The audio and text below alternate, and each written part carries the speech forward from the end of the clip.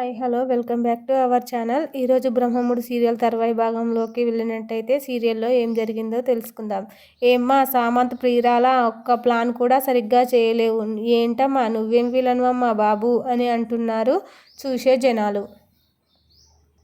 రుద్రాని కావాలనే అప్పును టార్గెట్ చేసి మాట్లాడుతుంటే కావ్య సీరియస్ అయ్యి, మేము మా ఆయనని కాపాడుకోవడానికి చాలా కష్టపడుతున్నాం, మీరు మాటకు అప్పును టార్గెట్ చేయొద్దు అని మేము ముగ్గురం అక్క చెల్లెళ్ళం టార్గెట్ చేస్తే మీరు ఏమైపోతారో అంటుంది కావ్య రుద్రానిని.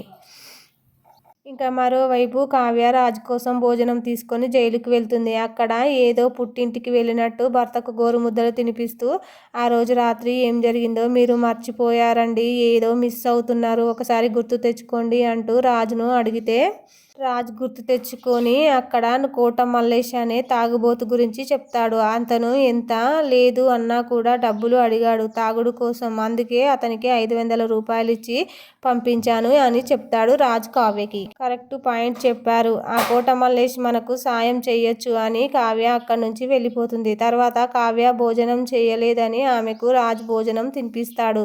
జైల్లో కూర్చొని ఏదో అత్తగారింటికి పోయినట్టు చేస్తారు హీరో రాజ్. రాజ్ చెప్పిన కోట మల్లేష్ అనే తాగుబోతు గురించి కావ్య అప్పుకు చెప్తుంది. దాంతో ఇద్దరు అతన్ని వెతకడానికి బయలుదేరుతారు. ఇంకా మరోవైపు కొడుకుకు ఎక్కడ శిక్ష పడుతుందో అని అపర్ణ ఎక్కి వెక్కి ఏడుస్తుంది. ఎంత చెప్పినా సరే నాకు భయంగా ఉందండి అని ఏడుస్తుంది.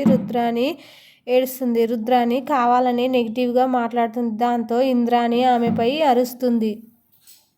ఎవరి బాధ నీకు పట్టదా, బాధపడుతుంటే అలా వెటకారంగా మాట్లాడడం నీకు ఏమన్నా న్యాయంగా ఉందా అని ఇంద్రాణి రుద్రానిపై అరుస్తుంది.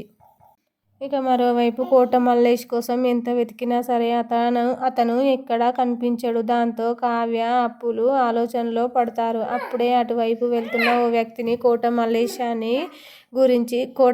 గురించి చెప్తారు. వాళ్ళు వెతకడానికి చెప్తే వాళ్ళతో కలిసి వెతకడానికి వెళ్తారు.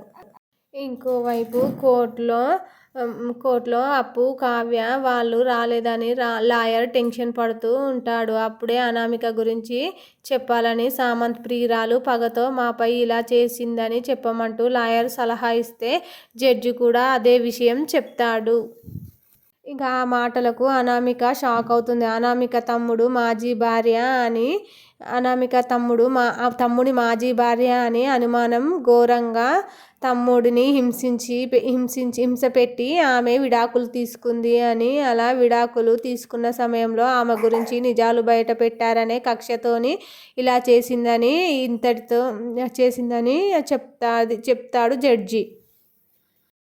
రుద్రాని కావాలనే అప్పును టార్గెట్ చేసి మాట్లాడుతుంది. కావ్య సీరియస్ అయ్యి, మేము మా ఆయనని కాపాడుకోవడానికి చాలా కష్టపడుతున్నాం, మీరు మాటకు అప్పును టార్గెట్ చేయొద్దు, మేము ముగ్గురం అక్క చెల్లెళ్ళం నిన్ను టార్గెట్ చేశామంటే మీరేమైపోతారో అంటూ కావ్య రుద్రానికి వార్నింగ్ ఇస్తుంది. ఇంకోవైపు కావ్య రాజ్ కోసం భోజనం తీసుకొని జైలుకు వెళ్తుంది. అక్కడ ఏదో పుట్టింటికి వెళ్ళినట్టు భర్త కోసం గోరుముద్దలు తినిపిస్తూ, ఆ రోజు రాత్రి ఏం జరిగిందో మీరు మర్చిపోయారు, సరిగ్గా ఆలోచించండి, ఏదో మిస్ అవుతున్నారు, ఒకసారి గుర్తు తెచ్చుకోండి అంటూ రాజును అడిగితే, గుర్తు తెచ్చుకొని అక్కడ కోట మల్లేష్ అనే తాగుబోతు గురించి చెప్తాడు. అతడు ఎంత లేదు అన్నా కూడా డబ్బులు ఇవ్వమని అడిగాడు తాగుడు కోసం, అందుకే అతనికి 500 రూపాయలు ఇచ్చాను అని చెప్తాడు.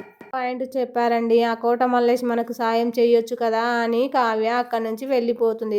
తర్వాత కావ్య భోజనం చేయలేదని రాజు కూడా ఆమెకు తినిపిస్తాడు జైల్లో కూర్చొని.